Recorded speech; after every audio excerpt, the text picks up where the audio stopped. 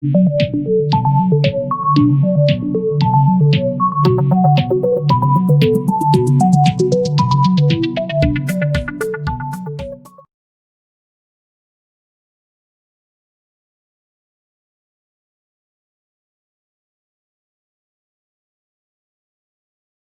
we have today?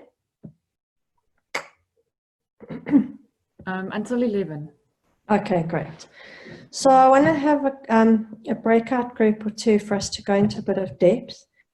I decided rather to lose the people who are totally new to the Enneagram and confuse them, so that they can be mesmerized and think, yay, I've got to find out more about this, rather than boring the people who know something about it. And looking at the people here, I know that most of you know the Enneagram already, so we can go into more depth than a complete beginner intro. So what this is about today is about accomplishing wonders together, really. And the Enneagram is designed to actually help us to do this, to help us to come together, really understand each other and embrace each other with compassion, to appreciate each other's strengths, and to help us to get over our blind spots and what Gurdjieff called the mechanical ego that plays itself out when we are unconscious and causes a lot of the suffering in our lives and really derails us when it runs the show. So today should help you to become more conscious of your own ways of engaging and also be something that you can use with your clients. So what Jessica Dibb says about the Enneagram, and I quite like this quote, is it helps us to be a force in this world by transforming how we be. So we're talking here about the ground of being, and that's one of the ways in which Russ Hudson refers to God and to the divine, is as the ground of being. So the Enneagram helps us connect with the ground of our own being, and in so doing with the divine in us and with the ground of being of the universe. So what we're talking about here is being able to go into a deep presence with the moment and an intimacy with life, the moment, and other people, and the challenges that are before us in a very real way. So it allows us to contribute more fully to life. It allows us to see more clearly and objectively. And then it helps us in the second little paragraph to dissolve our addictions to things that are impermanent, ephemeral, not real, things that are shallow. So our ego structure within the Enneagram, our type in short, is basically an addiction. So it's either an addiction to what we have, to what people say about us, or to what we do. And these are programs for happiness that we think are going to make us feel good enough. And the Enneagram basically reveals to us the ways in which they're not going to make us happy. They're not going to help us get on in the world. And they aren't the real definition of success or connectedness or safety or community, and that we need to look elsewhere. So in this work, we then become able to come to relationships and our work from a much deeper inner source and from a much more stable place in ourselves, which, in leadership jargon, in the competency models, they talk about leadership gravitas, steadiness, all these qualities that allow us to lead change and to navigate uncertainty with presence that brings more ease of being. And, in these times where people have been so traumatized, being connected to this deeper ground and a more stable inner self is really one of the most valuable things that you can bring, where even when things are falling apart, you're able to be there. You're able to connect with people truly, to be authentic, to be vulnerable, and to be compassionate. So the Enneagram offers this. So it's not a mechanical way of thinking about team effectiveness, and it's definitely not superficial. So you can imagine the different quality of relating that will happen in a team that comes together to solve an important problem, where each person is able to come from a more spacious place within themselves, to be able to hold back on their impulses, to not be stuck in a fixated way of behaving. And you'll know from your own experience how irritating it is when somebody is stuck in their fixation, because it is experienced by others as a loss of connection. When somebody's in their fix, they're not really there with you. It's like they're playing out a program. They're a bit of a zombie, stuck in this habitual pattern. Like if someone has to always put on a show of being a cynic. No, it's exhausting.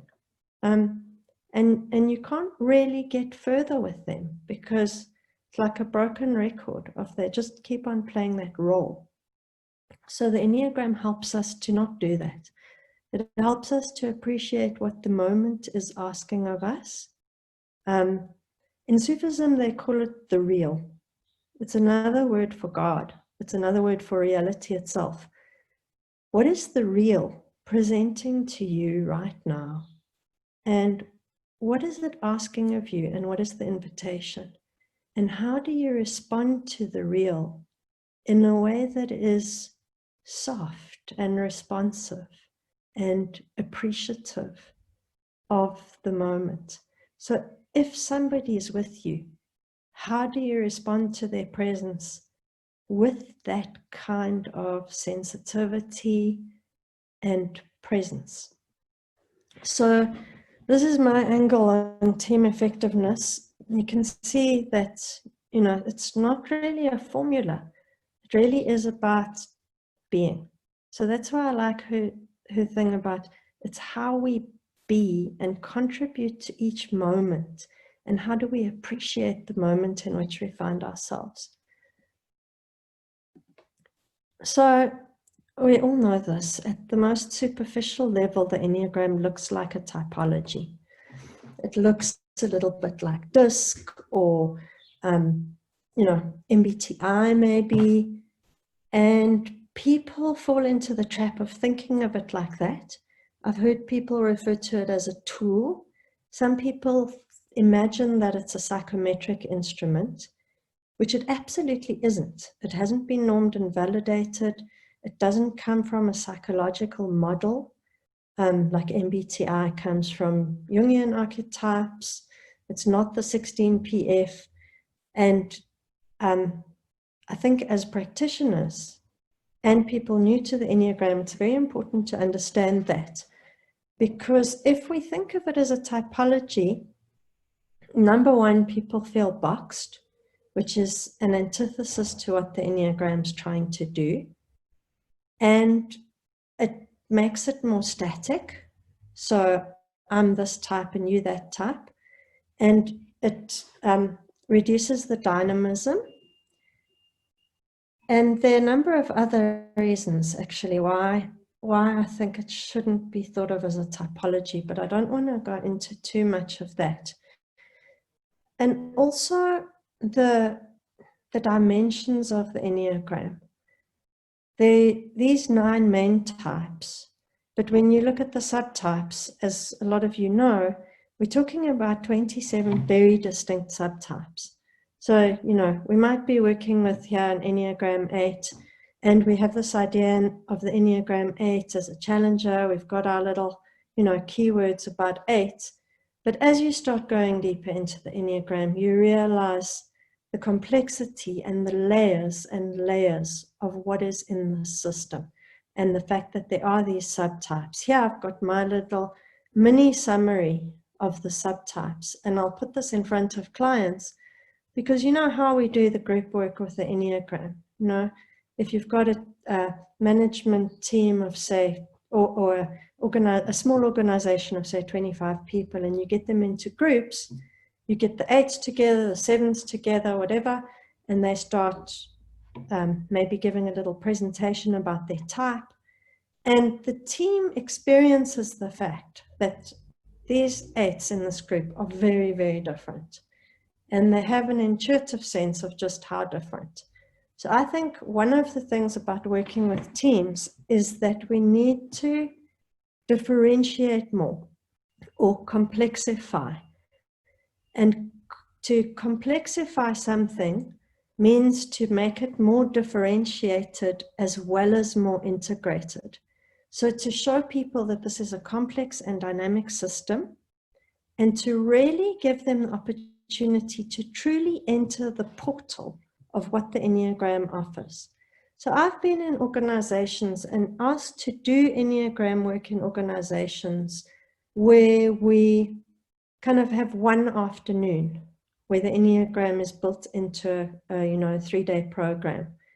And what happens is people then discover their type, and they discover some of the basic key elements, like maybe the stuff in red here. They self-identify with one of the types, and they get a sense of the kind of quirks of the types and the superficial elements.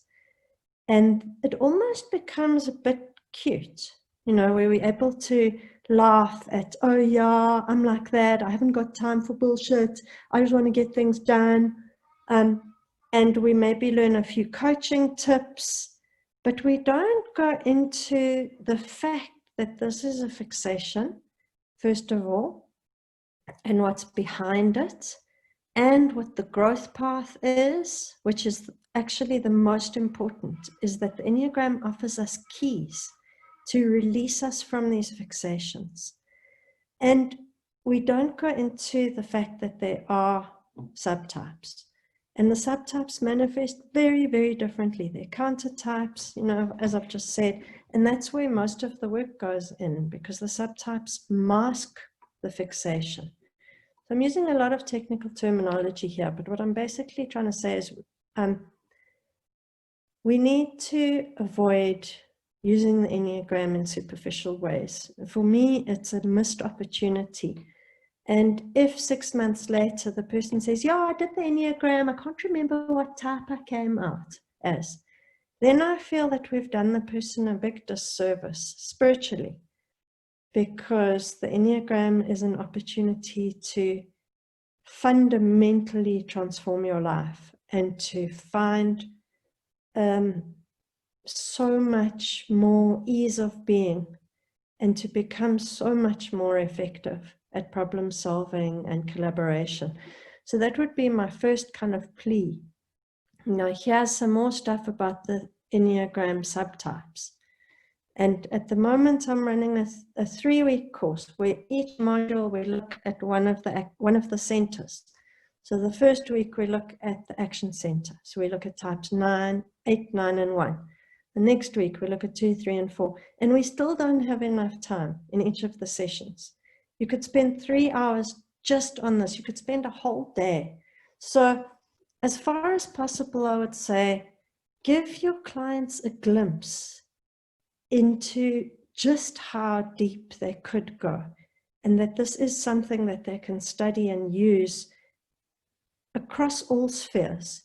So the team effectiveness type coaching tips and whatever is the bare minimum to catalyze a meaningful result. But it's like you get a meaningful result, but that meaningful result is only 5% of the potential. And you can go back and do more. You can work on the defense mechanisms that are playing themselves out. You can work on so many things. So just to kind of maybe overwhelm you, these are the 27 subtypes and their further layers of complexity.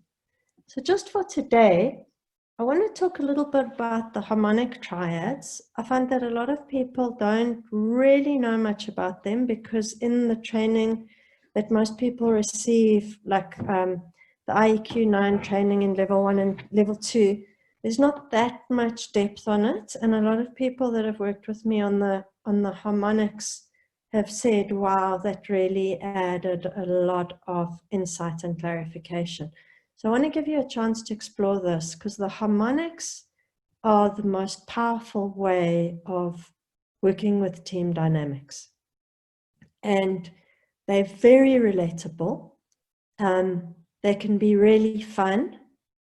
And they also prevent the individual boxing because of the fact that it's a triad.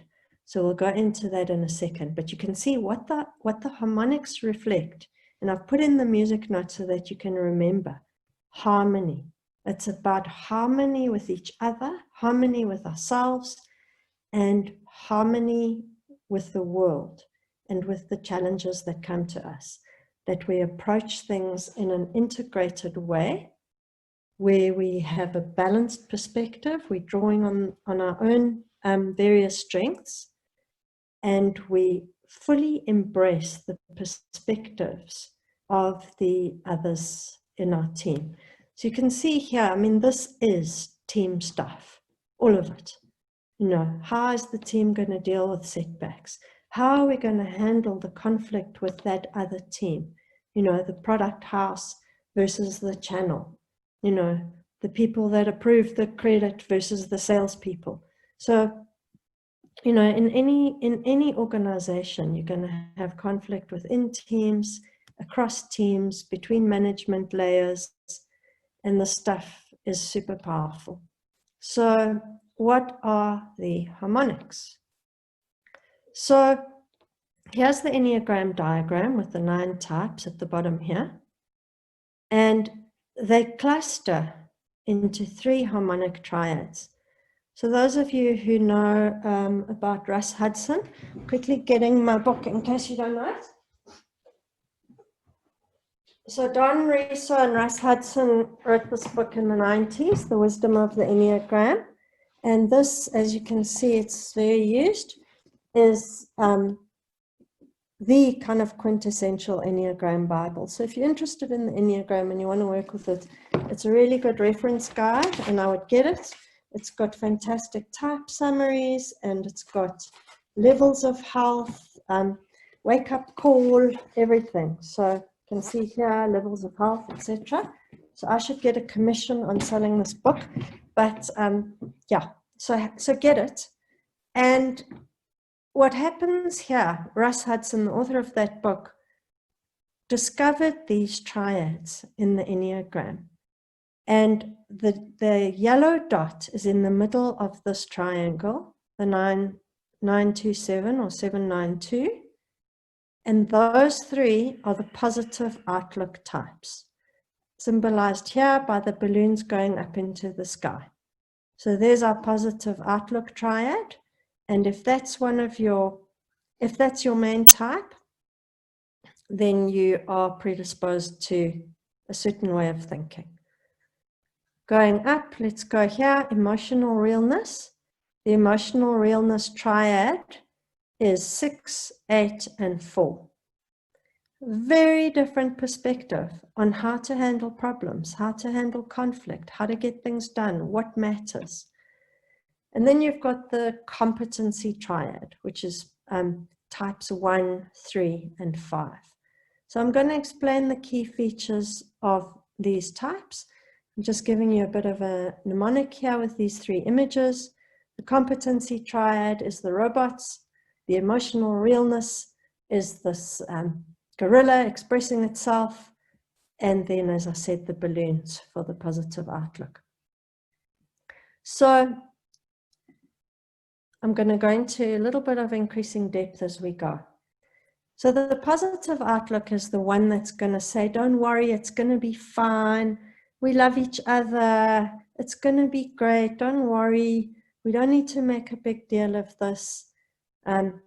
Let's just have a nice day, and we can worry about, the details later. The emotional realness person is going to say, you know, are you kidding me? You're not taking me seriously. I'm trying to raise issues. I've raised them before. Nothing's happened. And I'm actually really upset. And we haven't solved the problem. So that person's going to respond with a lot of frustration to the positive outlook way of dealing. And then you've got the competency triad, where there's a lot of frustration, like get to the point, you know, we've got a deadline, we've got a problem, let's just get on with it. You're getting too emotional and, you know, this is the plan. Can you just actually get with the program? There's stuff to be done here. And so that's their approach. So if you can imagine, we pull together the best of these three. We're going to have hope and inspiration from the positive outlook. We're going to have emotional realness from the red, and they're going to be outspoken about, I don't think this is going to work. They're going to say, no, there's serious risk with this problem. We tried this before and it was a stuff up. You know, that's the kind of stuff the emotional realness people are going to say. They're not going to let things carry on without getting their concerns on the table. And then you've got the competency that are going to say, right, can we actually get started? So you can really see how these different perspectives contribute to problem solving. But you're going to also see in a second how they can lose each other and derail within themselves. So the work here is to understand that if you're fixated in one of these positions, you're going to get really irritated with the others. You're going to think you're right. You're not going to appreciate these different orientations. And this is very often where teams go wrong, because we get triggered by these other types. We don't get why they are so insistent on coming from their fixation. So it's, as we work with the Enneagram, we learn to suspend our reaction, to become present to that ground of being within, and to start to understand the core motivation of the other person and give them the benefit of the doubt. So we stop taking things personally, we stop thinking other people are idiots, and, well, we still probably do think they're idiots, but we start to appreciate their strengths and their gifts, and that means harmonizing. So we might be in, you know, we might be in a different key to one another, but somehow we're going to bring it together and it's going to be a performance.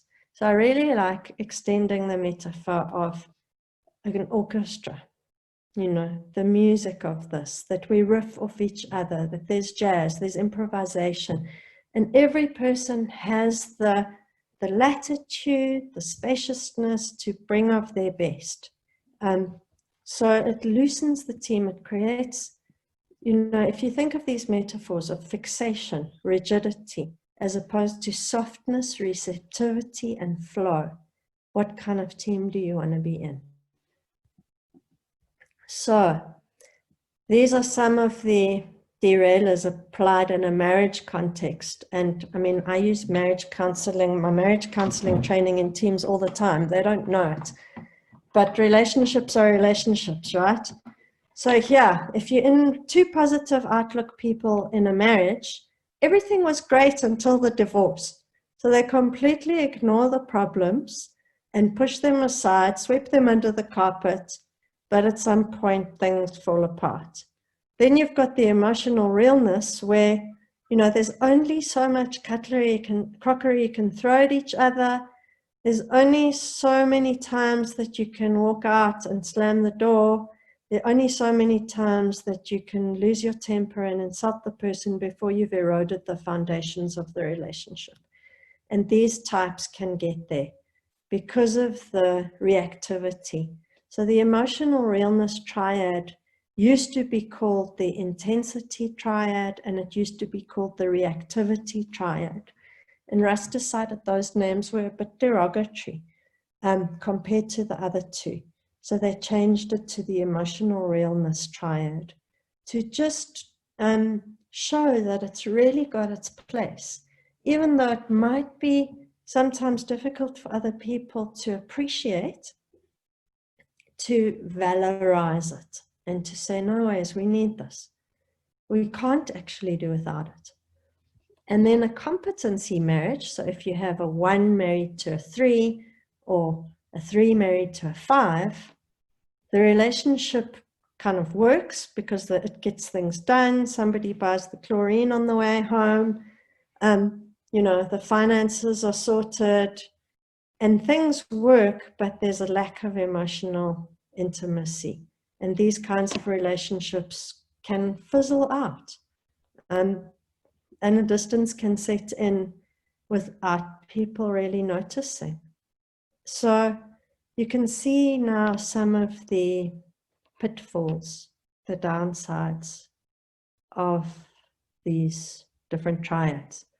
So we need all three. Let me take a question or two in case there are.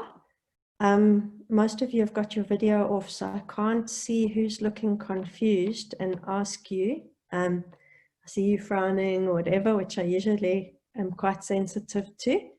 So any questions at this point before I carry on? My next step is to take you into more of the characteristics within the triads. Myrna. Yes, just this, I love this slide. And I just wanted to know if, what is it, competency type relationships, if they would work well together in the office. I see in a relationship scenario, yes, they might be dead, functional but dead, but in the office it could possibly work. But yeah, I just love the slide. I love the interrelationship between the numbers and having a better understanding of that. Cool. So do you have any more depth as to how the numbers work across the... Yes, definitely. Yeah, we'll get to some of that. Just to your question of if you have a whole team of competencies, I think if it's maybe a clerical or admin team, like the finance department where you're processing orders and maybe a call center, then it'll probably work okay. You know, things will get done, it'll be smooth, efficient, but still there's going to be an emotional dimension that goes missing. And when there are problems or when you've got to navigate change, there's going to be some difficulty here and stress. So you can't really have them alone. And also, it's very, very rare that you'll get a team of only one type. Yeah. And also, I work with tri-types a lot. So the tri-types, I'm just going to go back to this slide for people who've never heard of them. Tri-type means that you have your main type, but you have one from each of the colors here.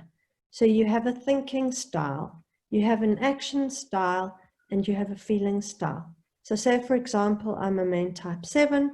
I have a 9 action style and a 4 feeling style. Myrna, do you know your tri-type? No, I haven't gone into detail with the tri-type. Jeez. Okay, so you probably know your main type, right? It's a 3 with a wing 4. So if we were to sit down and I were to give you some cards, you would probably be able to say, yeah, my thinking style is much more like a 7 than a 5. And my action style is much more like an 8 than a 1. You would be able to figure out your tri-type quickly. So when you add that to a team, you're going to have a big mix. You're going to have some main type 3, some main type 6s. You're going to have some 7 thinking style, some 1 action style. So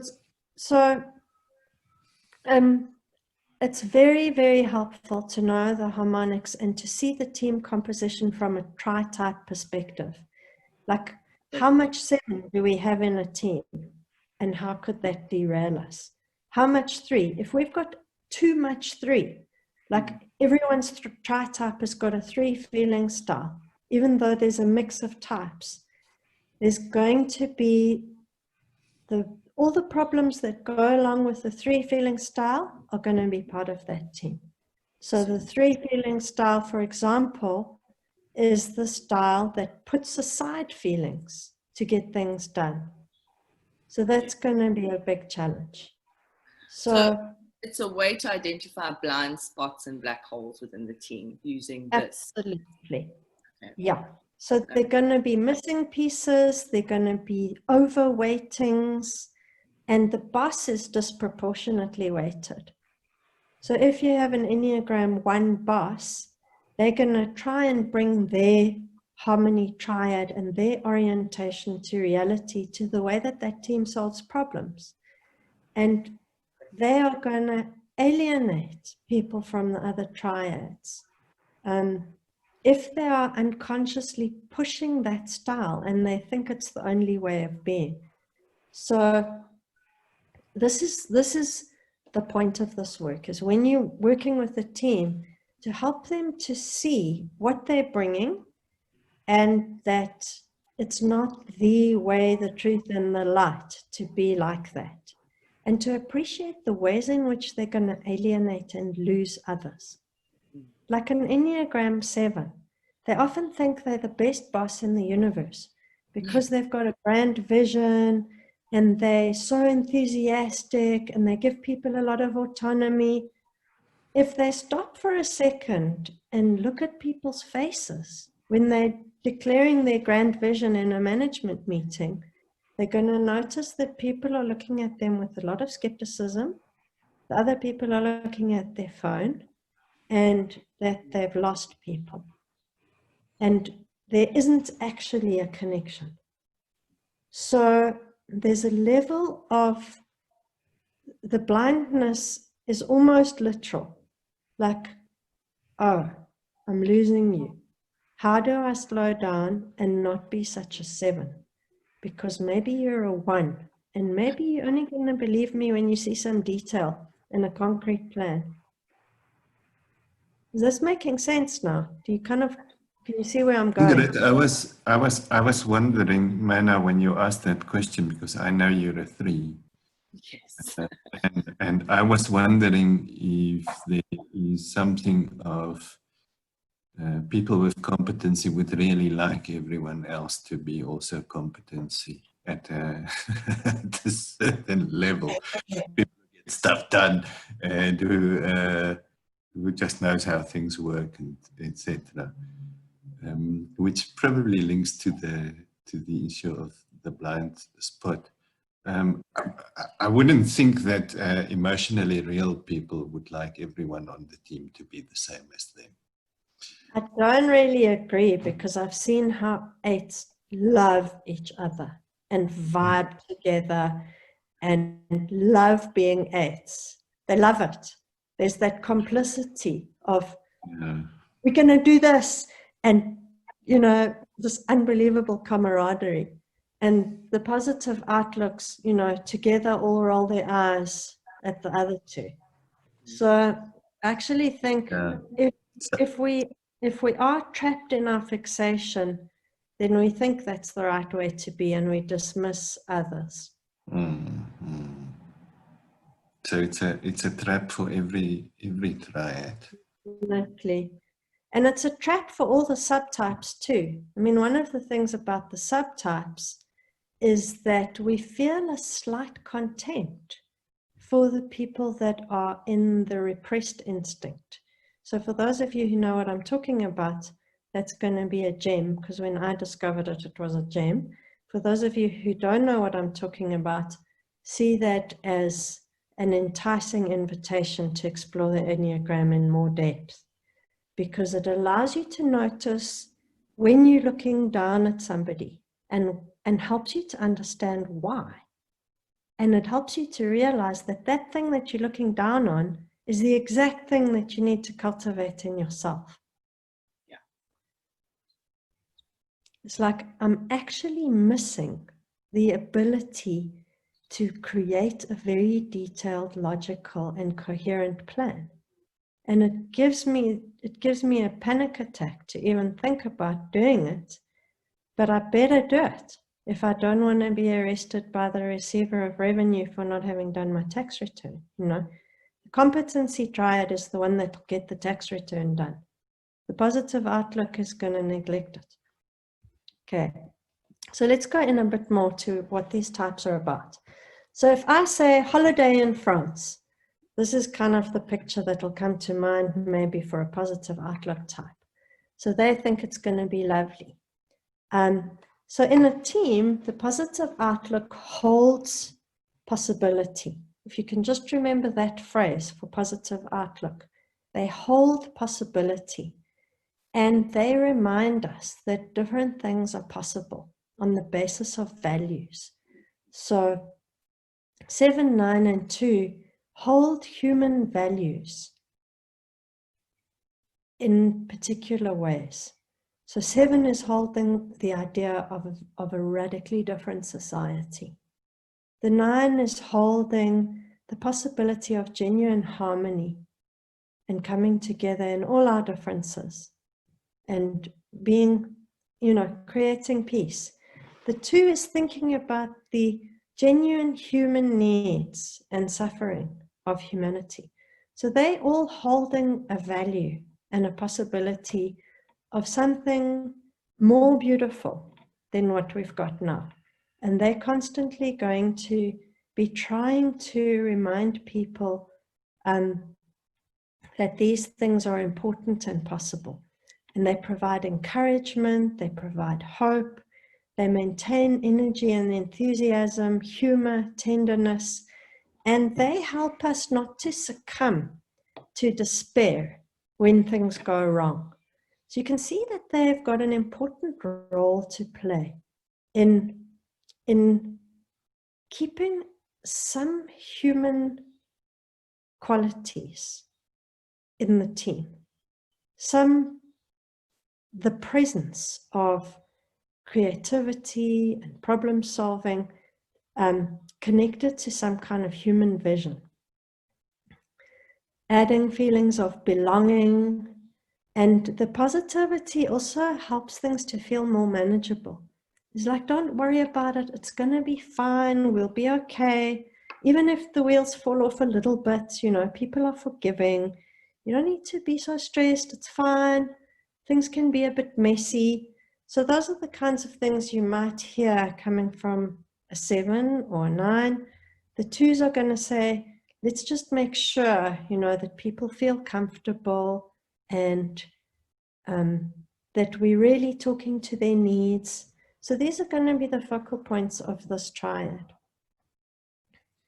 Then let's go on to the emotional realness type. So here, let me just make sure I've got the numbers here. Okay, yeah, 7, 9, and 2. This is the flavor that you're bringing. I like to use the yellow because it's sunny and optimistic. So you can remember 7, 9, 2, this positivity. And they say about some of these, like they're rooted in hope and love. Like that's the roots of these types. So very, very important. Then we see the emotional realness types. What do they bring? If I say to an emotional realness type, we're going on holiday in Paris, they're gonna, think of other things. They're going to say, what about the riots? The country's falling apart. What about COVID? They're not going to paint a rosy picture. They're going to get real. It's real. So it's like being aware of the feelings, not repressing the feelings, drawing out shadow. So we can't really work together if we're not real. And we can't work together authentically if we haven't surfaced the stuff that's bothering us. You can imagine a conversation in a team where nobody says what's real. And I've worked with teams like this, where there was one company, I don't know if any of you are from it, where they used to call it the watermelon effect, where everything was green and rosy on the outside and everyone pretended to be happy, but on the inside, red. That people were unhappy and disengaged backstabbing, conflict behind the scenes, but this veneer of positivity. And it was very difficult to get things done because people would nod and agree in the meeting, but then they would do nothing outside the meeting and they would sabotage each other's initiatives. Emotional realness would never allow that to happen. An emotional realness person would say, I'm sensing disquiet in the room. You know, Tumi, are you really on board? I can see that you've got concerns. Let's get our concerns on the table. What are the risks? How has this kind of thinking gone wrong before? Another person would say, I'm feeling some disquiet. So people would arrive with realness and you would be able to address the issues for real. You wouldn't have pie in the sky plans. You wouldn't be making promises you can't keep. So you can see how the emotional realness triad truly contributes to actual results. And if you don't have this, you're going to have some big problems. There, the bullshit radar. No, the emotional realness people know when there's fakeness in the room. They can smell it a mile off. You don't lie to an Enneagram 8. They know what's going on. They're grounded in reality. A 6 is scanning you. 6s are the loyal skeptic. So they're going to be scanning you from head to toe for where doesn't this hold together. So your plan, you've got to talk about these are the risks, these are the loopholes, and invite them to contribute that. And the 4s are going to appreciate the emotional complexity of the situation, the genuine feelings. So things you can't gloss over. And if you don't deal with those things, you're not going to bring people along. So you can see here, and I've included compassion and healing, which you might not think is part of this, but you can only really have compassion if you've appreciated the emotional reality of the situation. So this brings the transparency and the realness. No, that person in the meeting, you'll say, wait, stop the bus. I'm not with you, and I'm feeling a disquiet about this course of action. I think that those stakeholders are going to be radically alienated by this proposal, and we need to take a different angle. That's the emotional realness person speaking in a team. Okay, now let's look at the competency. So the competency thinks about Paris, and they are planning where we're going to go, how we're going to get from here to there, what resources do we need. So imagine you didn't have these people. You wouldn't have a metro. You'd have hot air balloons, and God knows how you would get around Paris. But without these people, you actually can't do stuff because they've got a gift for seeing time. They can see time somehow. It's miraculous. They can see resources. They can see sequencing and logistics. If you want to plan a supply chain, if you don't have these people, it is going to be a disaster. They're able to manage waste. They're able to budget and control in a way that other types aren't. So they've got a very different orientation to reality. That is, I mean, I truly appreciate it because I'm missing a lot of this in myself. So you can hear how I kind of idealize these types a little bit, is being able to have a very solid grip on a situation, to get focused. So to cut through the noise and say, listen, by then we need to have done these 3 things. These 4 people need to be brought in. These are the skills we need in the team. And to mobilize resources in a very realistic way and to reach the goal very quickly. So to stay focused on the core elements and to manage it. So often you feel as though you're in quite safe hands if you've got a project managed by these kinds of people. You know that if you're a trainer, the materials for the delegates are going to be there on time. They're going to be high quality. There's going to be a calendar. People are going to know what's going on. There's going to be a sense of security and boundedness about what's going on. So they're very good at managing chaos. Things are in order. You can find stuff. They're contracts. This is the kind of stuff that this triad brings to the mix.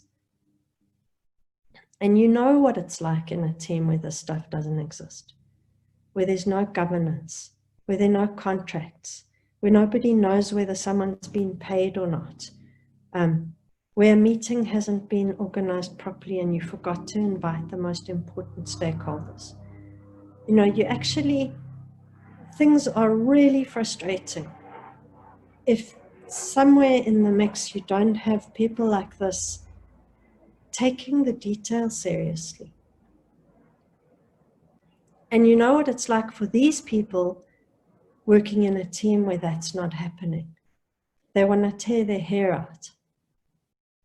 They get very disengaged and very frustrated if they can't be effective because the others are derailing or not considering, you know, what needs to happen.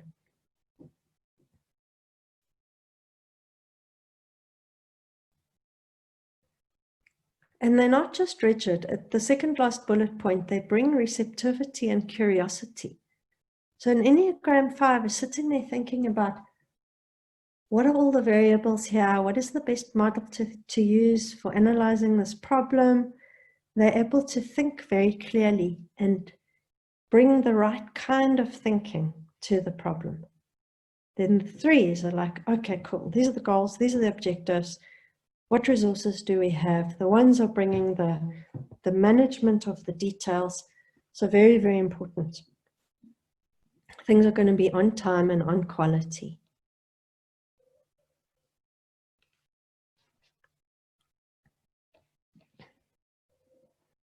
So let's get a look at a little glimpse of what a team could look like. So I made the boss circle a little bit bigger. If you have a team like this and you know your Enneagram type, how you're going to feel and what are the risks. So you can see very weighted towards the positive outlook, and there are going to be some risks with that. The boss is probably going to lose connection to the realities of the situation and is going to ignore the feeling dimension. So you can do this for a team. You can also do this for an entire management layer to see the distribution of triads in the team. So this is a more detailed example for an actual team that I'm doing some work for in the background.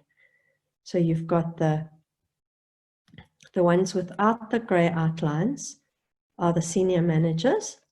The ones with the gray outlines are the tri-types of the bosses. So don't get too bogged down or intimidated by the slide. What you can do is look at the overall distribution of positive outlook, competency, and emotional realness. You can see here it's way weighted towards the positive outlook, and the 2 big bosses are positive outlook. So they're going to be, at worst, delusional about what's going on. These are the kind of bosses who are going to say, oh, we've got the best company. They're going to imagine that everyone's really happy. They're going to imagine that they're totally available to people. My door's always open. And the others are going to be saying they don't listen, because when I raise concerns, they gloss over the concerns. They aren't appreciating the detail. They aren't seeing the risk. They aren't seeing that other people are actually not happy. So doing this kind of analysis helps you to flag issues with the team. And also, if you're doing it like this as an aggregate, you're not going to be saying the kind of things I've just said. You know, you're not going to be saying the bosses are delusional. You're going to be saying there's a predisposition towards positive outlook. These are the risks, these are the derailers. I combine the subtypes. Here they've got a predominance of the SX or one-on-one style, which is the most intense. So not only are they going to be super optimistic, but they're going to be intensely super optimistic. So I'm trying to promote this way of thinking in the Enneagram community, that we bring some more substance to working with teams so that we can be more helpful in terms of helping them harmonize. So it's not just the coaching tips for a 5 and red flags for an 8. It's about, where are we going to lose contact with reality?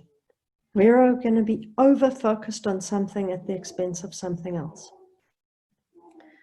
And optimally, we are able to get all three and harmonize them. So I want to do a breakout group now.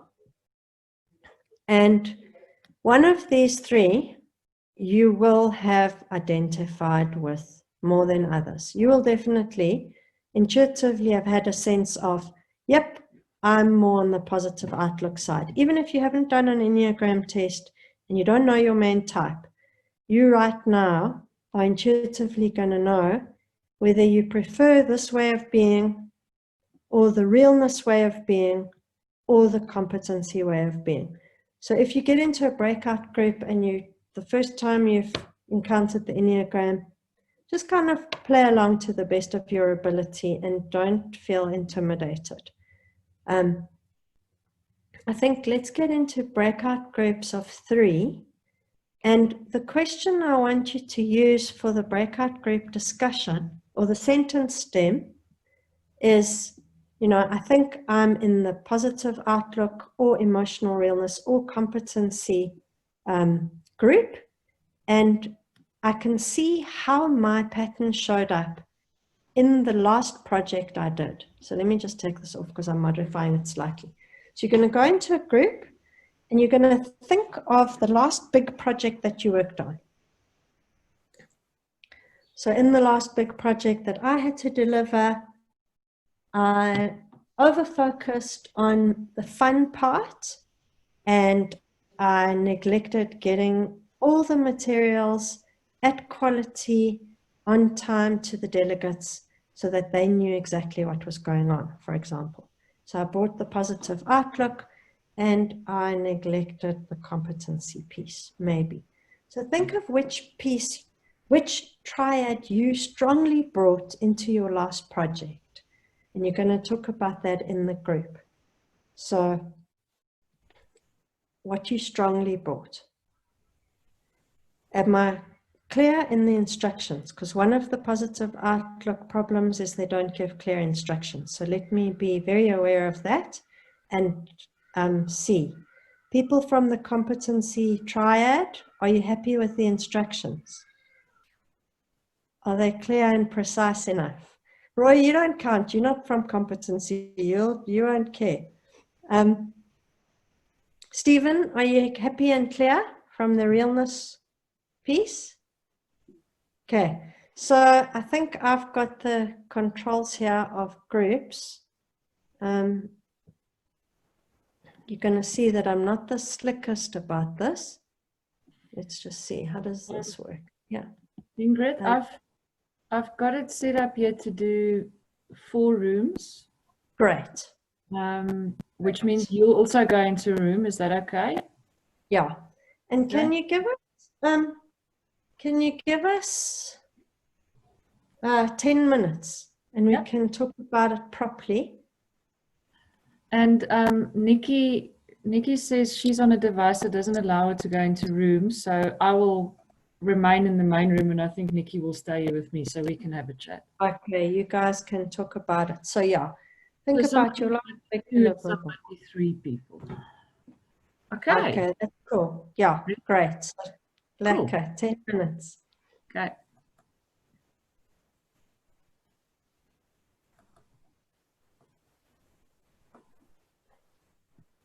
I'm going to get a thingy on your screen that asks you to join.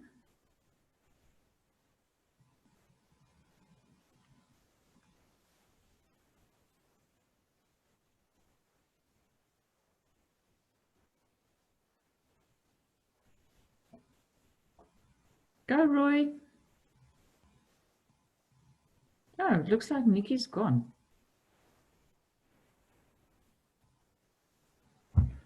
Okay.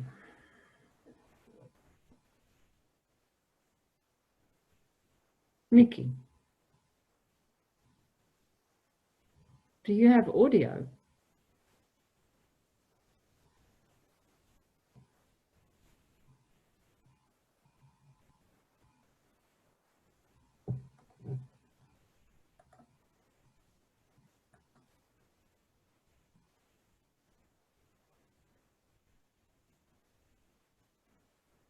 Oh,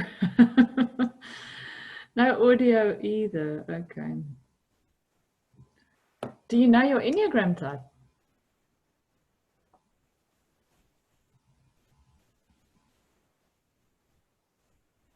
So your main type, 9. Okay. So it's positivity. Did you agree with what Ingrid said?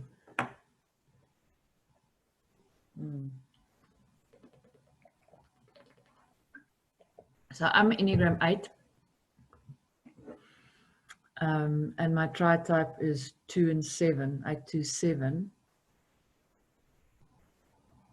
And I would say yes to the emotional realness. It's kind of an obvious thing for me, but the positivity it's quite strong. I'm usually also the person who goes, yeah, but at least this and this and this is there, or this and this can't, won't go wrong, or we can still pull this through, or whatever. So I've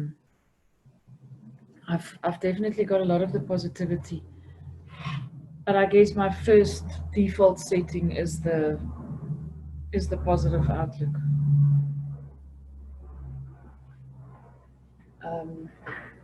Sorry, I'm just checking out. I forgot to check time at the beginning of the 10 minutes.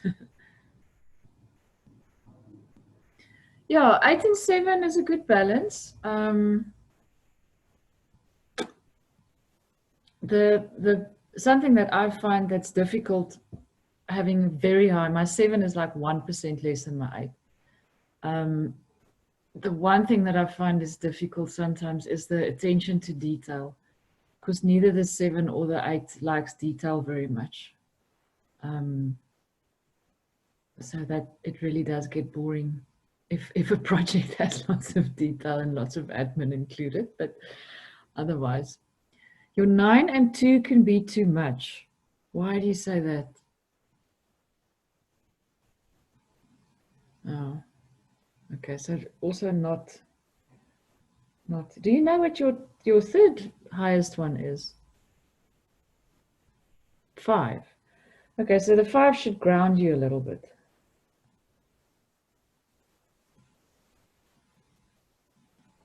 No.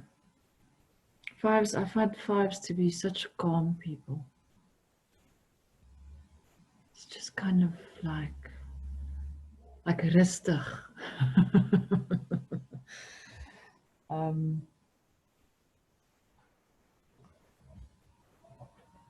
And would you say,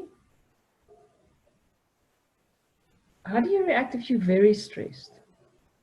Here we go. And the going gets tough, yeah. So how would you do that?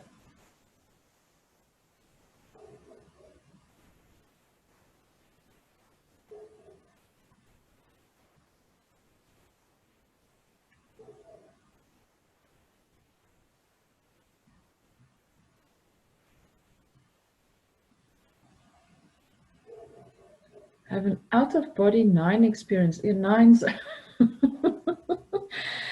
Oh, I love 9s. I know a lot of 9s, like Chris too, that I work with closely. He's a very 9-9, but I don't always understand them. But I have to say the 9s that I know are all very spiritual people.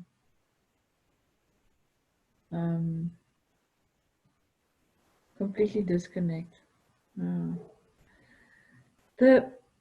Christy says that sometimes he thinks as a 9, he doesn't like it if people say 9s procrastinate or whatever, but he says that 9s are stubbornly asleep, which I think is interesting. Stubbornly asleep.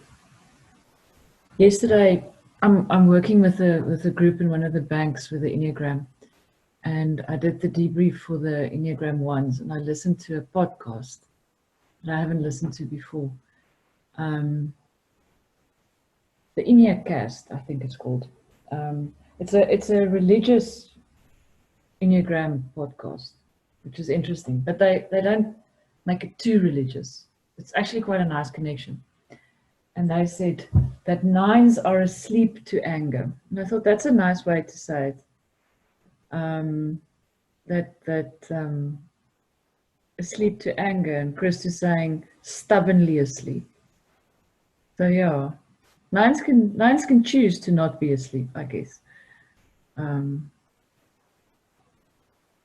or choose to be.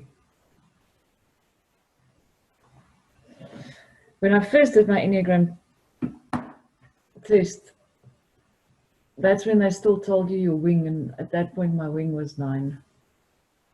So that was also, and I can see that. So there's almost that push and pull of the 8 kind of liking confrontation, and the 9 not, avoiding it.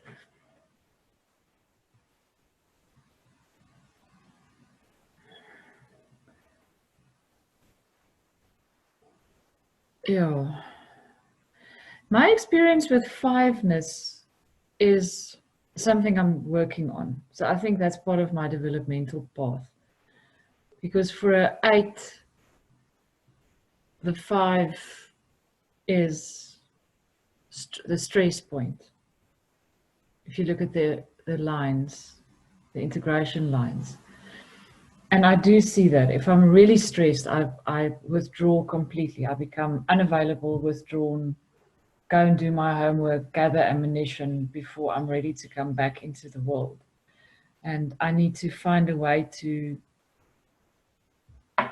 draw on the 5 in a more positive way, to not only go there when I'm stressed or overtired.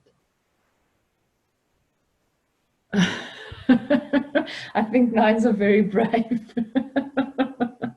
And 2s. 8s. Yeah. Well, I like that you say that, because a lot of the time the 8s take the brunt. People can be quite harsh towards 8s. And I have to say, I've seen immature 8s use that, you know. They rude and harsh towards their team members, and they say, but I'm 8, I can't help it, which is awful.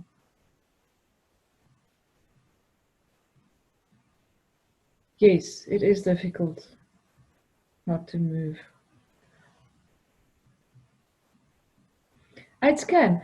And you know, one of the things that Lucille taught me, we were doing a Enneagram session for Dimension Data about 2 years ago. And she said, 8s must watch out because conflict energizes them. And for the rest of the world, it leaves them bloodied and bruised on the floor, where the 8 kind of picks fights. So if an 8 is super, super stressed and really tired, they pick fights. And I think being aware of that is very important and very difficult, because you only really do that if you're overtired and overstressed. So then your self-perception or your self-awareness goes down and out the drain anyway. Yeah.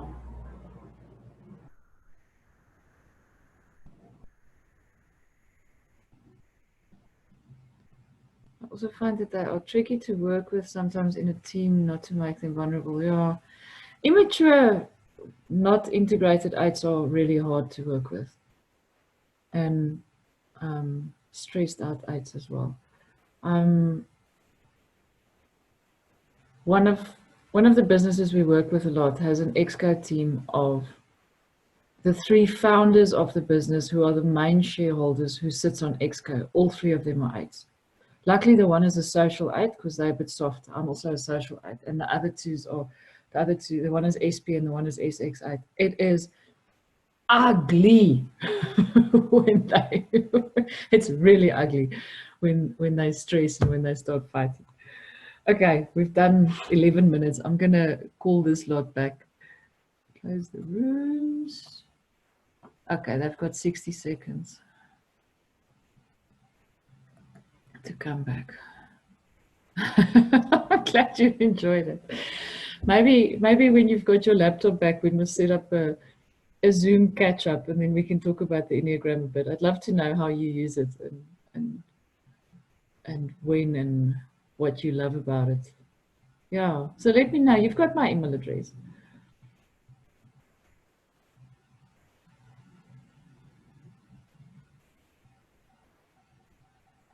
Okay, well, yeah, email me. Today is, I have from 9 o'clock to 7 o'clock tonight. I have a 30-minute gap and a 1-hour gap that I'm not on Zoom today. So today's going to be a long day. But tomorrow is a holiday. Yeah. Tomorrow, me and a few friends have decided it's time to celebrate everything we've survived. So that's what's happening tomorrow. Can't wait for it. Oh, we're back. Okay, so let's get some insights. Who would like to start on what really struck you in your group about either your like self-discovery of, oh my God, I was totally stuck in optimistic, or anything you observed that really stood out for you? Who wants to go?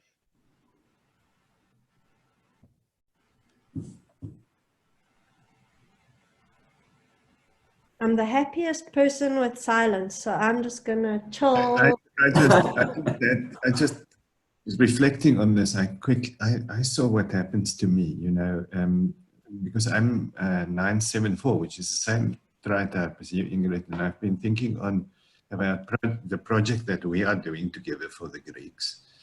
And I have also been thinking of other projects. And what happens with me is I'm also in this positive, all of these possibilities, big ideas, etc., etc. And I can't get myself from 9 into 3 because there's no competency in my world. And then it gets closer and closer to a crisis, and I can feel that other people around me are getting nervous. And as they are getting nervous, my first instinct then is I have to appease. I have to sort of convey the sense to everyone else on the team that everything is okay, and meanwhile trying to get myself into 3 so that I can become competent and actually get this thing done. Like, oh. Guess what? They're sitting there looking at you doing that, and they're thinking, where's the freaking deliverable? Where's the deliverable? Yeah. And they are getting nervous. I guarantee you they're getting very nervous because you talking about the big idea and how wonderful it is and how we're really refining our thinking. And the Enneagram 3 is sitting there thinking, is this guy shrooming or something?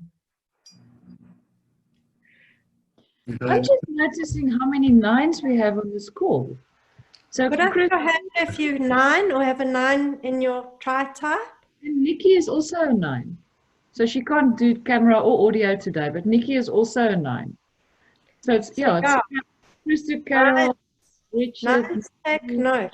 Others are thinking we're not moving forward. Yeah. And the others are thinking you over-consulting everybody, you're having a lot of very long meetings, but where's the stuff?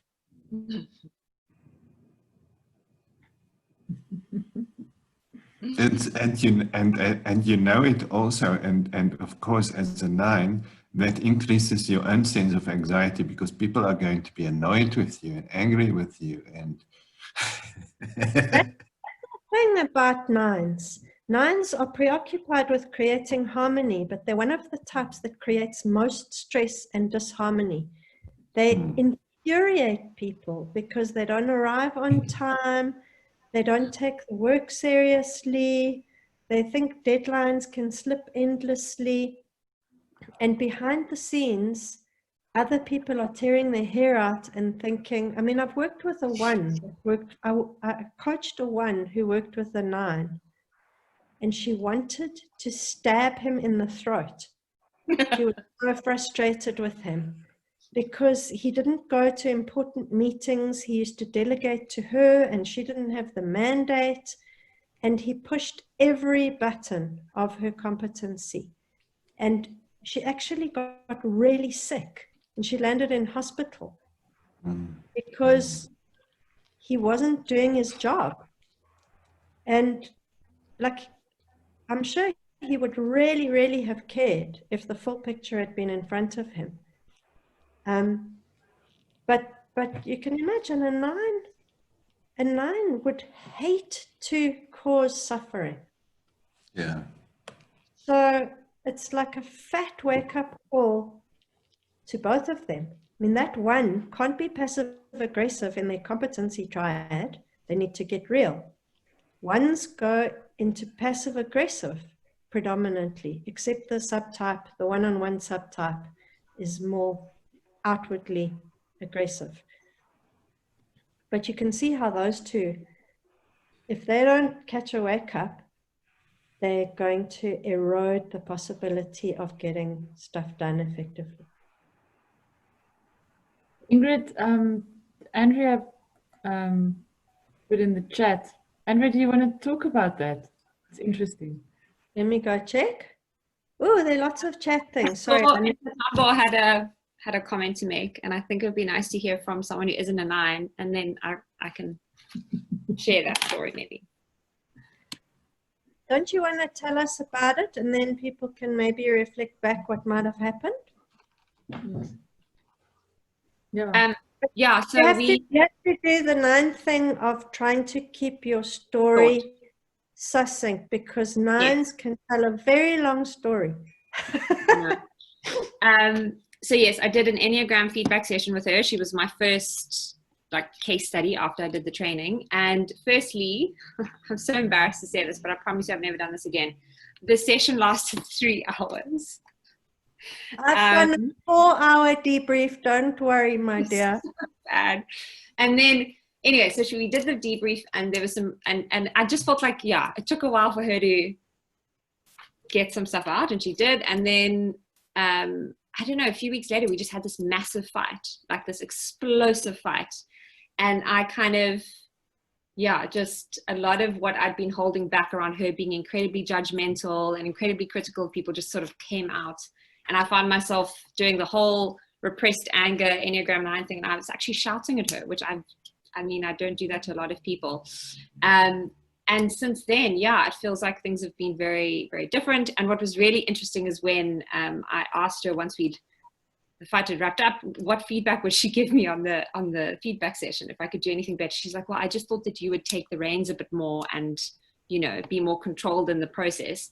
And I had been taught that is exactly what we shouldn't do. And also with her type, I didn't want to control it too much. So it was just this very interesting dynamic. And just, I don't know. But she was obviously there, I would guess, expecting more professionalism around you being the expert.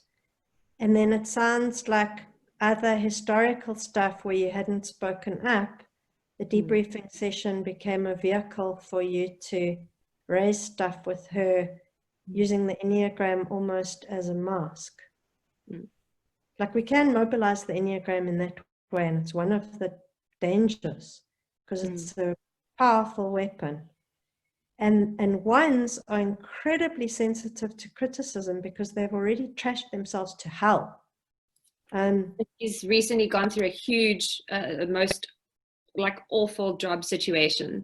And so I know that my Enneagram 9 is like, I just want to give her the space to unpack this and all this, but that actually didn't really, maybe do as much. And so it was Yeah. coming from that one for the harmony and the Yeah. restoration and all of that. But So she was probably hoping for the 3 steps that she can take tomorrow. Yeah. And the frustration, and ones are in the frustration triad, which is another triad. It's the 147 is the frustration triad. So she's probably sitting there with an idea of what she wanted the session to be, and you delivered something that was more fuzzy and 9ish and soft, and under stress she's hoping for something different. Yeah, it's tricky. We're going to trip over these things every day. It's pervasive. Roy is saying that 9s and 1s should just schedule a fighting session every 3 months to get all the suppressed stuff out. I think we should all do that. That's a brilliant idea. Yeah, it's hectic stuff. Okay, anyone else got some insights? Please, can you help me to pronounce your name? Because it's not a familiar name to me. No, and it's the easiest name in the room. So, you know, it's Njambo. Njambo. Yes, that's it. Perfect, Ingrid. So I'm a 5, but my triad is 5 to 8, and in my aphoria test, even there's kind of the number difference between my 5 and my 2 is 0.5, so it's half a point. So it's that's an interesting one, hey? It's quite a conflicted one. Absolutely. So the journey of my life is 8. You know, that's the journey of my life is learning. Beautiful, like where they come together. That's it. And that's that applies in teams as well, hey?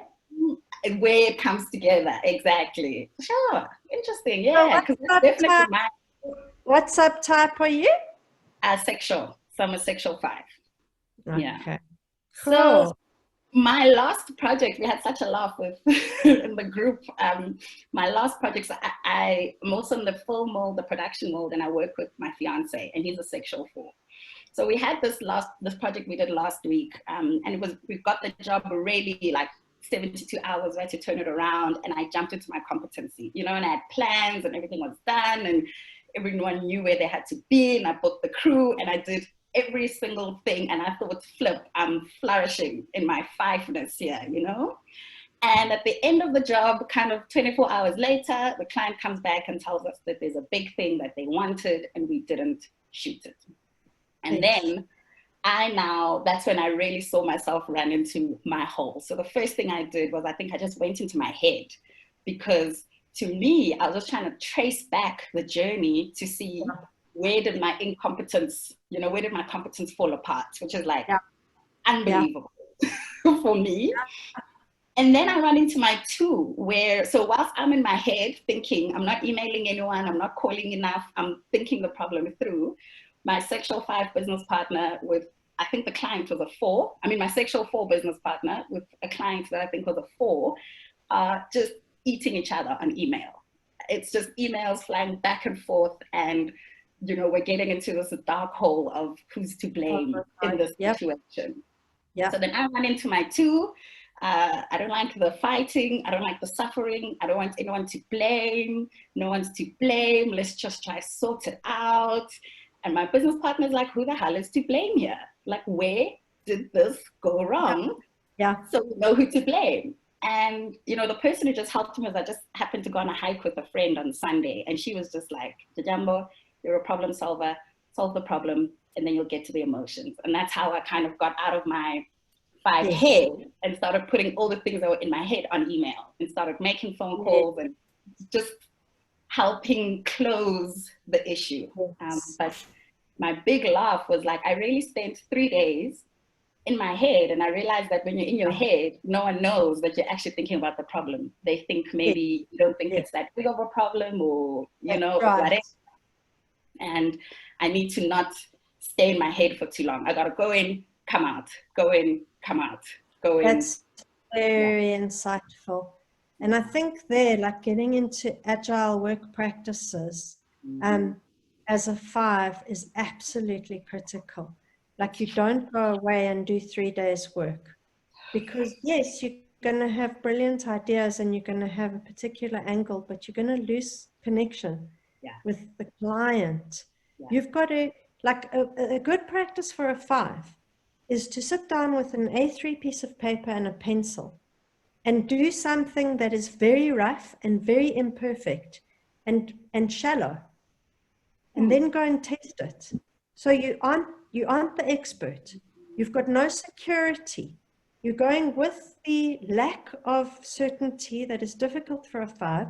You're saying, this is my thinking so far. It's provisional. It's 3%, but let's just check that we're on the right track. And you do that very iteratively, which is the opposite to 5s. I mean, if I offer courses sometimes, the 5 won't come on the course until they already know the material. Absolutely. My one 5 friend told the best 5 story I've ever heard. She told her mom on day 1 of grade 1, she can't go to school because she doesn't know how to read yet. No, absolutely. I mean, that's how I even approach therapy. You know, it's terrible. It's terrible. I'm like, no, I need to tell you my problem. Tell you all my solutions. I'm going to use that in my coaching, is going in, going out. Yeah. And I think the coming out, when I can trust my 8, then I can trust myself to come out. That's big. When I can trust, where's my boundary? Where's my place of feeling safe outside of me? When I can just trust that 8 energy, that boundary place, that's what. Otherwise, I'm exactly like that. I go in and then I want to come back. This is my problem. This is already how I'm solving it. You know, this is the beautiful end goal. And if you tell me it's wrong, it can make me spiral longer than it should. Definitely. Yeah, and there's sometimes a contemptuous arrogance at the low end of 5, amplified by the 8 leaden rule, is I'm going to make you feel stupid and incompetent. So you could go on the downward spiral of all 3 of those, or you can go to the higher of all 3 and use the sexual 2 to connect and to care, the 8 to mobilize and connect. So you're actually very lucky that you've got 1 in each center. You've got a competence, a realness, and a positive. So it's going to be easier potentially for you to integrate all 3 and to appreciate all 3. Whereas if you've got a 9-2-7 tri-type, you know, you're going to have a much bigger uphill. And it is not also the 5-8 kind of fixation about that withdrawal, you know, and it's always fighting that urge to withdraw, because those types just, when the fighting gets tough, like, we just want to disappear. And it's so, if you think of all 3 lines of disintegration, it's going to be to the low end of some quite scary stuff. Well, that's true for all of us. Thank you. That's really helpful. Really, really helpful and insightful. So how would you handle it differently? Last week. I think it's that come out, you know, as soon as the problem happened with the client, I should have been the first to step out and pick up the phone and say, hey, look, I'm looking into it. Give me a couple of days. I'll get back to you on Monday. I think if I just made that phone call on Friday, it would have helped prevent the email disintegration over the weekend. You know? Yeah. And if I just told my business partner, hey, look, I've spoken to the client, don't write anything, I'm sorting it out. Because also being aware that they're a sexual 4, you know, that anger is their first instinct. So when you put that on a client email, everyone's defenses come up, you know. So I really should have stepped in there also and said, look, I know there's an issue, don't do anything, let's talk about it. and let's get back to the person in a couple of days. And I've told the person we'll get back to them in a couple of days. Yeah. In sexual 4, when they do lash out, they're kind of, the leaden rule is how we make people how we don't feel, how we don't want to feel. So what I've experienced with sexual 4s is that when they get stressed out, they lash out and they make you feel ashamed. Yeah. Yeah. So sure, Yeah. it's a lethal cocktail then if you all start going to level 2. Yeah. Yeah. Absolutely. So I think also an awareness of their reaction and stress, to be like, okay, before you do the shame thing, take a deep breath. Let's all take a deep breath and let's come back to it in a couple of days. And if you said that though, if you said before you do the shame thing, you've just lit a bomb. So you can't say that. No. I'm married to him, so I'm these are all the things I'm learning over 5 years of relationship. Yes, man. I'm so glad I'm single. The more I learn about the Enneagrams, like there's no freaking way I'm having a relationship with any of them. It's rough.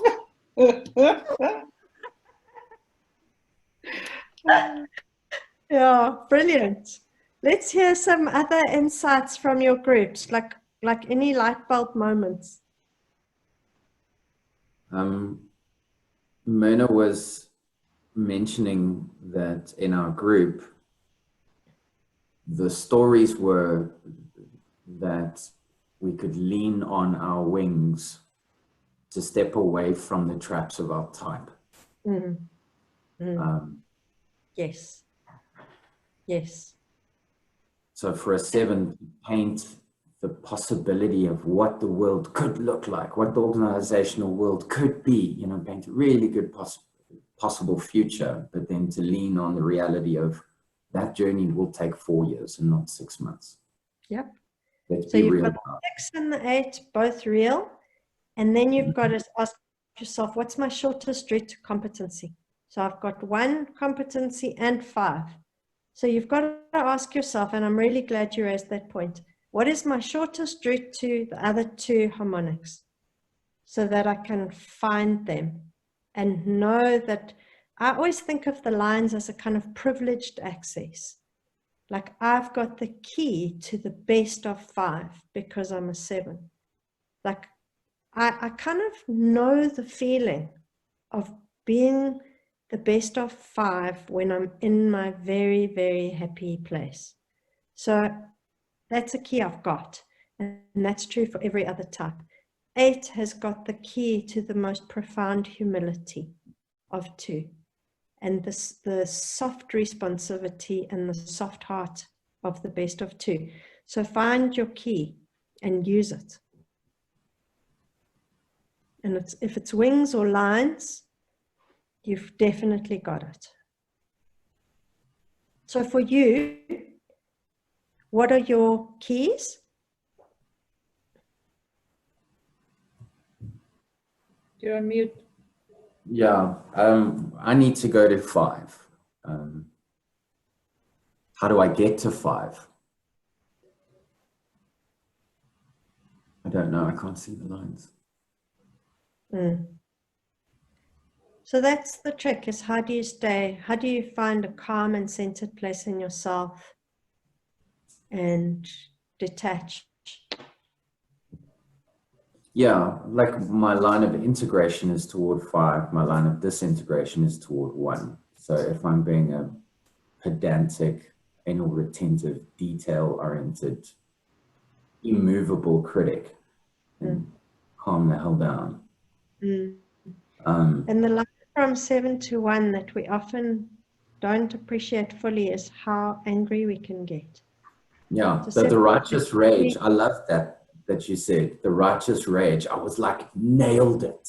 It's like a frothing rage, especially if you're a sexual 7. Then you go to the worst of sexual 1, which is like a kind of annihilating version of 1.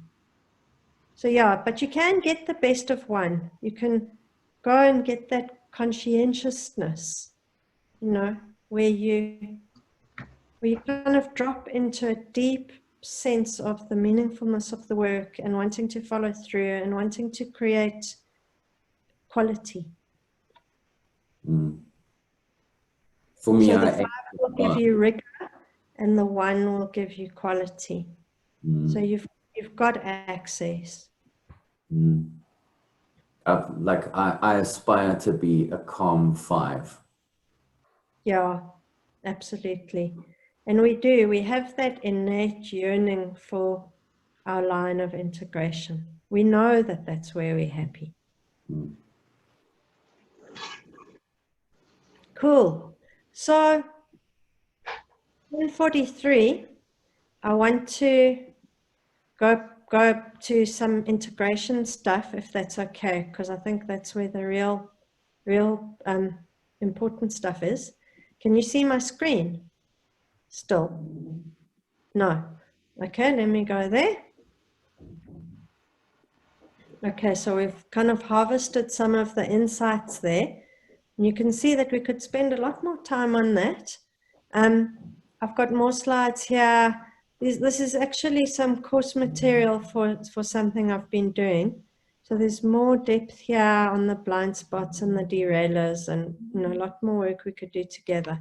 But the main point I want you to walk away with from today is the integration. So within yourself, how are you going to integrate and appreciate all these 3 and not push one of them away? So for me, as a 7, I push away the competence because it evokes anxiety in me. I find it difficult to lean into that discomfort. And you'll know that for yourself. There's going to be one of these triads that you avoid. If you're a 3, you're going to be possibly avoiding the emotional realness, unless you've got a strong 4 wing. So think about it. Which one do you push away more than the others? And also, where are you stuck in a particular stance? And even when you integrate, you can't flip into another stance. Sometimes we do that as well.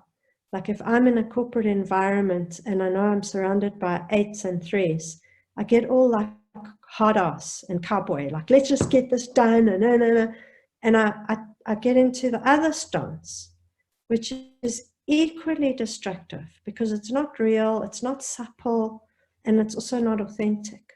So how are you going to integrate the genuine aspects of each 3 and develop them and nurture them? And then obviously it's about interpersonally appreciating all of them.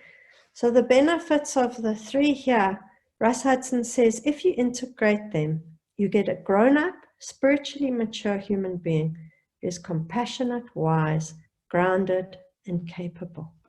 So you can actually bring yourself to problems that you think are important in the world. What is it that really matters to you? Okay, so now you need all 3 if you're actually going to do something about it, and not just talk about it and not get overwhelmed with minute details or whatever it is. So this is the challenge. And then also where you've thought of someone as your enemy, that one nitpicking boss, can you appreciate the intent? Because when a 1 wants to comply with the rules, there's a very positive intent behind that, of them wanting to create order and structure, that the things that are very enabling constraints. So, if you can stop judging, then he talks about this highly emergent creativity that comes with the alchemy of these 3 styles. So the invitation going away is to think about something that matters to you. And, it might be political activism. It might just be a project. It might be launching your dream idea. Maybe you've got a dream idea, but you're stuck in one triad and you're not getting traction. So just take a screenshot of this and you can take it away and sit down and think about your dream idea.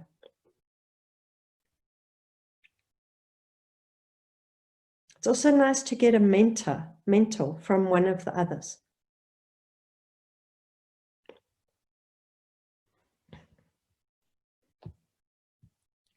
So that, I think, brings us to time. Oh, sorry. I went to the wrong place. There. We've got 10 minutes, so I want to allow some more time for Q&A, questions, if there are any slides you want to go back to.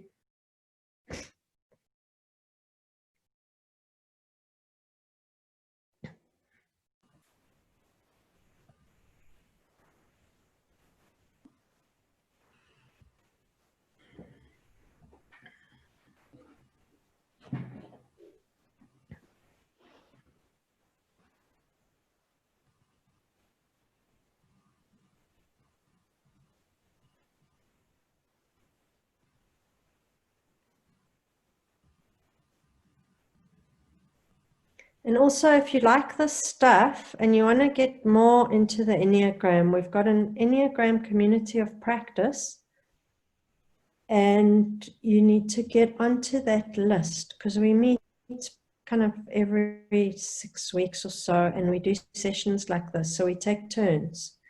I've presented quite a few of them, and I'm doing very similar to this, probably almost identical, on the 3rd of October, Saturday the 3rd. So we run these kind of sessions, Renata, Landman, me, whoever wants to be part of those is welcome. They're free and they run from 2 till about 5. So we have breakouts and we talk, and we cover theory. So you're welcome to join those. How do we sign up for that? You can email me if you want. I'll put my email address in the chat box. Oh, shit, what's going on here?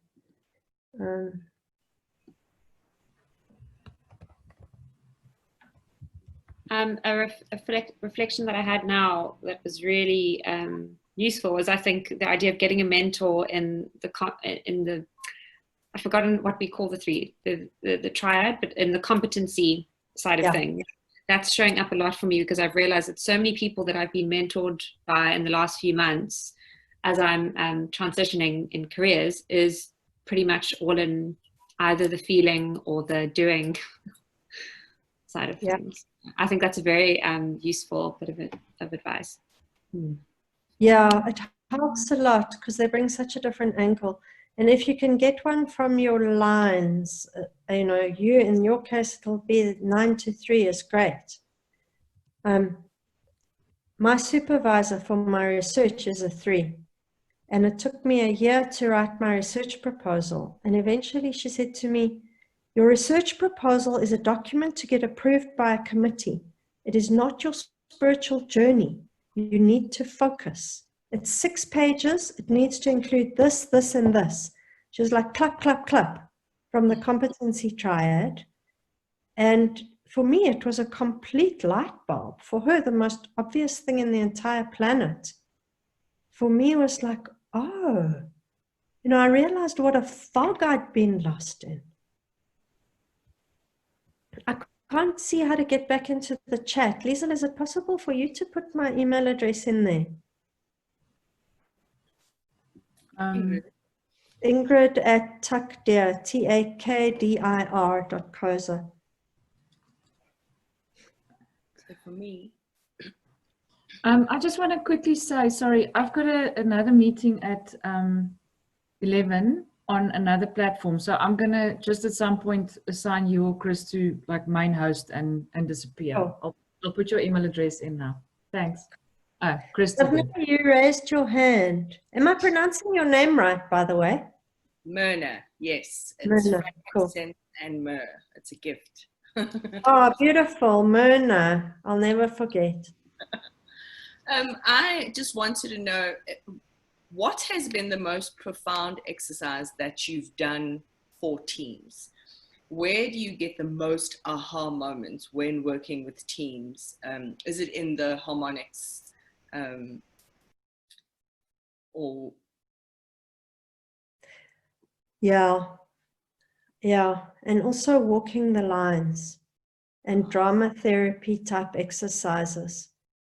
So my favorite thing to work with is the defense mechanisms, because the defense mechanisms are what hold the entire ego fixation in place, because the defense mechanisms justify the fixation. So for example, the 8 goes into denial, which means that they deny the three-dimensionality of other human beings, and they deny their own vulnerability. So they get completely trapped in their 8ness. And the 7s go into rationalization, and they tell themselves the most marvelous stories about everything, and they completely lose touch with reality, because they can find a wonderful excuse for everything. So the 3s is identification. So it's such identification with the goal and with the image of success and their idealized self-image, that they lose connection in a different way. They lose connection with their genuine feelings, their heart, and with others. So the defense mechanism is the main way in which, if you think about it, a defense mechanism is a wall, but it's got an inner dimension and an outer dimension.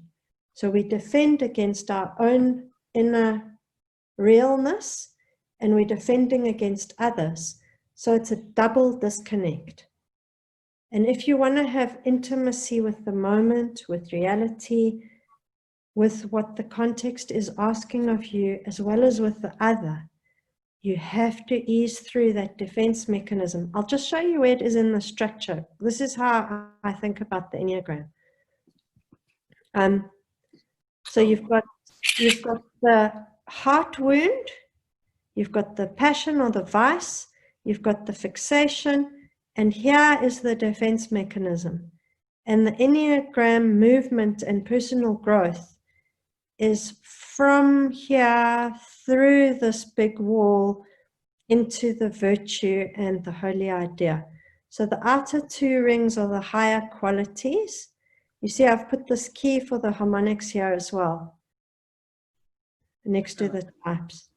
So this is like my 1-page summary of the very key elements of the Enneagram. So it shows you where these defense mechanisms are, and unless you find a way to ease through them and become aware of them and how they are perpetuating the fixations, you are very stuck. So it's a combination for me of the harmonics and the defense mechanisms, because the defense mechanism is actually the most noticeable along with the harmonics. Like you can see from today, it's very easy for you to identify with the harmonics and to be able to joke about them and to tease yourself a bit and say, oh my God, I was such an idiot, which is a big part of Enneagram work. You know, Gurdjieff used to say to his students, what type of idiot are you? And if we can laugh at our fake ego and its derailing patterns and see the defense mechanisms that keep it in place, then we find a big catalytic shift. Mm-hmm. Does that answer you? Yes, definitely. Thank you very much. So the workshop that I want to do is like going into process, like, okay, what can we do? Can we get people to stand on the mat? Can we do some art or some poses? Like what modalities can we bring in, and how can we use this knowledge? Because otherwise the Enneagram is content without a process. So someone like Tom Condon, he uses NLP and Ericksonian hypnosis. Ranyo Paez uses walking the lines. So if you can take this content and bring process to it, then you bring it to life with the team. Yes, definitely. So for me, I love the Enneagram as a 7 because I can constantly learn new modalities. I'm never going to get bored. So I'm learning constellations, art therapy, hypnosis. Like I'm always learning new modalities to bring in as process work. So there's, you know, there's all this information that's like maybe 20% of it or 10% of it. The trick is, how do we bring fun and interesting and engaging processes where people walk away having actually learned something? And hopefully today you're all walking away thinking, I'm not trying to memorize a whole lot of facts. I've actually learned something. So that's why I left the slide at the very end, just in case. I'm hoping that you're walking away more with a sense of this. Like, wow, I can find some competency. I can find some optimism. Ingrid, I think We're at time. Thank you so much. I mean, for me, Pleasure. it's always, you bring such a wealth of insight and practical wisdom to Thank you. the Enneagram. I mean, it comes alive when you bring it, and Thank you. Can it's you wonderful. put that in the chat so I can put it on my website? I'm recording it still. Yay. Can you, if you don't mind, all of you present, if you don't mind just putting a little comment in the chat box, a piece of feedback. It's part of what I need to get better at is, number one, the social subtype, which is about having some presence in the world, and also competency, which is packaging and, you know, getting more professional about the stuff, not just being some freaking hippie mystic. Yes, so thank you for that. If any of you want more, connect with us. You have Ingrid's email address. You have contact details of people at Worldsphere Academy. So you can chat to us about this work. We work with the Enneagram. We love the Enneagram. We want to get to know always more about the Enneagram. It's always evolving. And I really think, I mean, what I'm absolutely curious about is when we move from individual to collective and start to work in the collective space, because so much of the is actually taking place there. And I have a sense that when we work with the Enneagram and inside teams, it's a privileged space because we can work very directly with people's dynamics. It's not one removed. For instance, as we are coaching, the person still goes back into the context, but here the people are all in the context. Yes. And there's a kind of an immediacy, and the benefits to teams are just immense. That's so true. And also, you know, we come from this Western individualism paradigm. We've been brainwashed in something that doesn't appreciate our interbeing, Ubuntu. You know, we create each other all the time in every interaction. So I couldn't agree with you more, Christo. Good stuff. So we'll be here again next week talking about something. I'll hold the center next week. I'm not entirely sure about what yet. It's maybe some deep questions about leadership. We want the deliverable with bullet points. Oh my, you know, it's just my 7 thinking style is all over the place, and combined with my 9 procrastination, it's just like I will probably have a crisis 2 or 3 days. I'll actually force myself to go into crisis today and tomorrow. So. Brilliant. There you go. There's the visibility of time, like getting out of the 9 fog. Yeah. I must say I've become better at that, is by going into crisis sooner. Brilliant. There you go. And not waiting till 2 days before or 1 day before to go into crisis. Yeah. We'll see you next week. Thank you all for joining us. Thanks, Thank you, guys. Thanks, everybody. everybody. Bye.